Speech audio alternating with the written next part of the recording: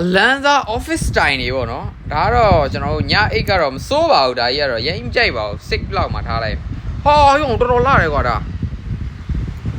3လောက်မှကောက်ပေးလိုက်မယ်ကြာလို့ဒါလေးလည်းမစိုးသေးဘူးလို့ပြောလို့ရရဲ့အောက်ကတော့ဒူးပြဲနေအောင်တိတ်မကြိုက်ဘူး7မှထားပေးလိုက်မယ်ဒီ office mic တယ်ဒီကောင်နော်တော်ကြီးကြိုက်တယ်6လောက်မှထားလိုက်မယ်ဒါလေးကလည်းမစိုးတော့မစိုးဘူးကွာဒါပေမဲ့ရင်ကြိုက်လားဆိုတော့သူ body ကတော့တိတ်မကြိုက်ဘူး body ဆိုတာဒီ body ကိုပြောနော်ဒါကြီးကတော့တော်တော်ဆိုးနေပြီမင်းတို့ကောင်နေတော်တော်ဆိုးနေဒီဟာတွေကတော့ no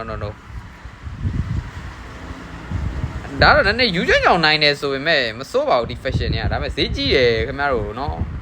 ထုတ်သိရတဲ့လောက်တော့ဒါမိုက်တယ်ဒီကောင်မိုက်တယ်ဒီကောင်တော်တော်ကြီးမိုက်တယ်လုံးဝဆက်စီကွက်စီတွေကိုကြားနေရမယ်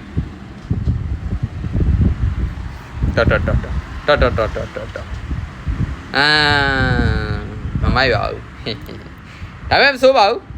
ခင်ဗျားတို့ရော